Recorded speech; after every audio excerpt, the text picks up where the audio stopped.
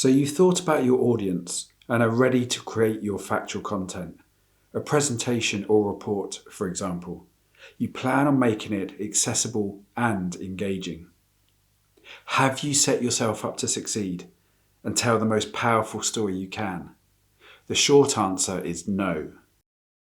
To learn how to better write, communicate, edit and design content, like this video, subscribe to the channel and hit the notification bell. If that's all you do, you'll miss significant opportunities to influence your audience and get them to pay more attention to what you are saying. There's much more to decide before you begin crafting your first word. You should be making decisions about who you are. What is your point of view? Where is your story located?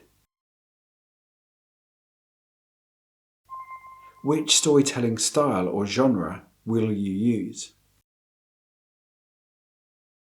We'll cover each of these in a lot more detail in following videos on this course. You should also prepare to avoid commonly made but fundamental communication mistakes that will undermine your story and undo much of your hard work. Again, we'll have more videos on those later. Who you are may seem obvious to you, but it won't be to your audience.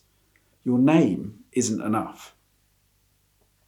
Even within quite small professional networks, such as in an office environment, your audience will actually lack detailed and relevant knowledge about your skills and experience and the value you bring as the author of your factual story.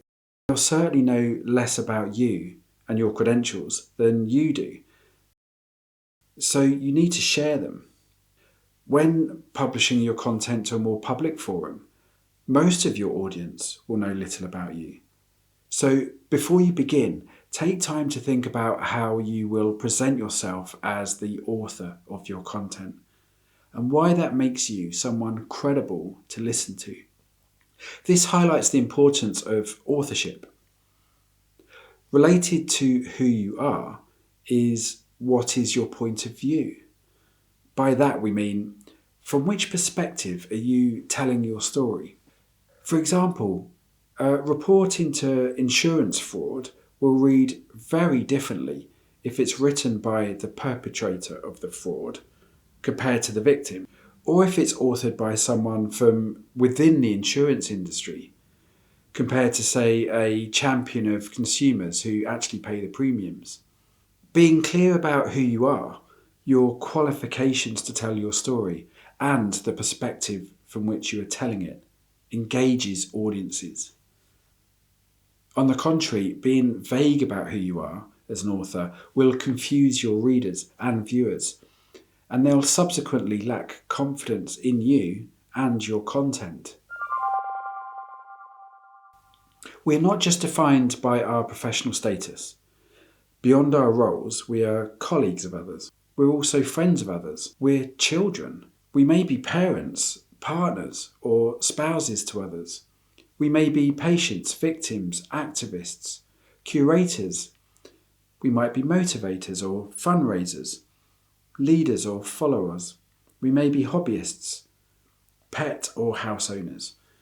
The list will go on, but the point is that each provides a status and insight, some experience and a qualification to author a factual story. When you start to craft your story, set yourself up to succeed by thinking hard about how and why you are qualified to tell it. And then share that with your audience.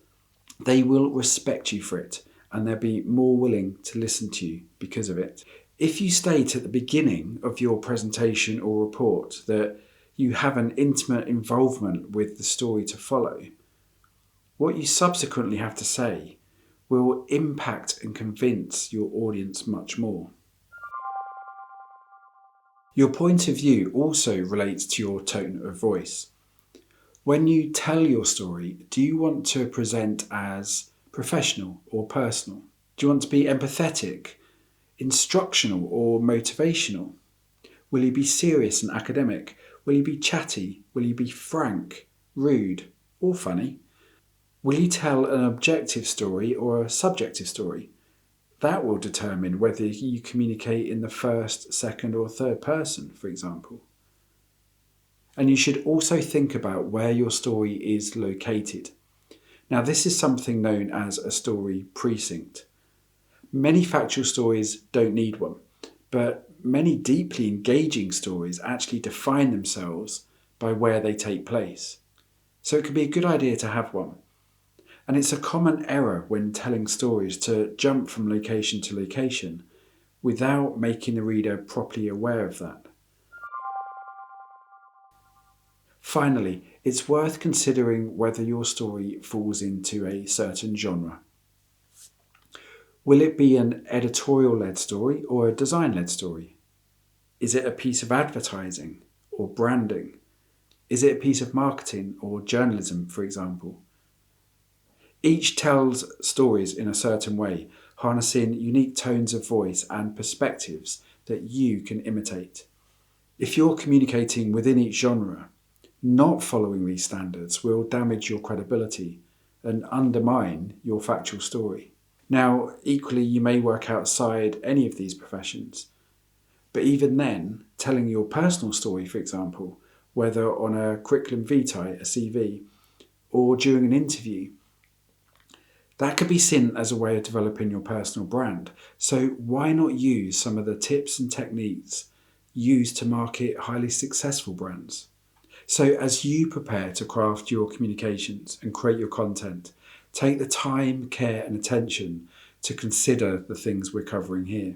It will give you the best platform to create an engaging piece of content that's actually likely to influence your readers and viewers. And if you want to know more detail about how to do that, then keep watching. All you have to do is like and subscribe to this channel to watch the full course of more than 90 videos for free, or visit Amazon to access the 450-page Factual Storytelling Handbook.